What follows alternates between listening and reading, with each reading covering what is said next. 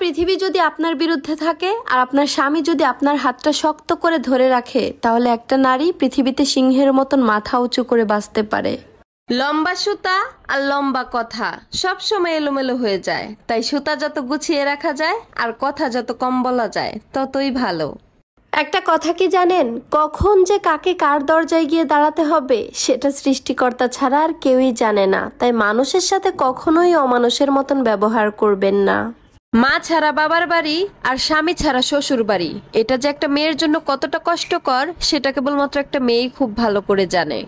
ভাইয়ারা, ভুলেও কখনো এই কাজটা করবেন না। স্ত্রীর কথা শুনে মাকে আর মায়ের কথা শুনে বউকে কখনো ভুল বুঝবেন না। সবার আগে নিজেকে বিবেকের কাঠগড়ায় দাঁড় করান, কারণ আপনার স্ত্রী হচ্ছে আপনার আমানত আর আপনার মা হচ্ছে আপনার জান্নাত।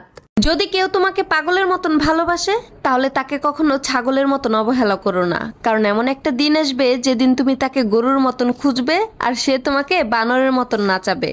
স্ত্রীকে কষ্ট দিচ্ছেন, অবহেলা করছেন, যত ইচ্ছা করুন, একটা কথা মনে রাখবেন, শরীরের এই শক্তি আর প্রতিপত্তি চিরজীবন থাকবে না। শেষ বয়সে আপনার হাতে এক গ্লাস পানি দেওয়ার মতন আপনার এই অবহেলিত স্ত্রী ছাড়া পাশে আর কাউকেই পাবেন না।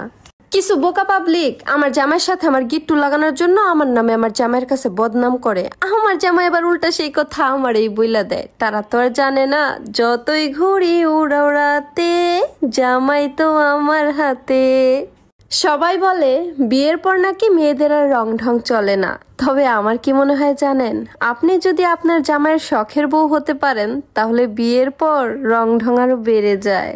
আমাদের বাঙালিদের প্রধান দুইটা সমস্যা কি জানেন, যারা ব্যর্থ হয় তাদের নিয়ে হাসাহাসি করে আর যারা সফল হয় তাদের নিয়ে হিংসা করে। হ্যাঁ, এটাই হচ্ছে বাঙালি।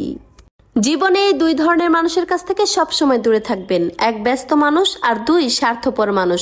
ব্যস্ত মানুষেরা তার ইচ্ছে মতো তোমার সাথে কথা বলবে আর স্বার্থপর মানুষেরা তার দরকার মতো তোমাকে ব্যবহার করবে। একটা বাস্তব কথা কি জানেন, অর্থ ফুরিয়ে গেলে আপনি সমাজ কিংবা পরিবারের চোখে মূল্যহীন, আর স্বার্থ ফুরিয়ে গেলে আপনি সম্পর্কের কাছেও মূল্যহীন। পুরুষ মানুষের অভিমান বুঝলে ভালোবাসা বাড়ে, আর না বুঝলে দূরত্ব বাড়ে। পুরুষ মানুষের কান্নার আওয়াজ হয়তোবা খুবই কম, কিন্তু গভীরতা অনেক বেশি।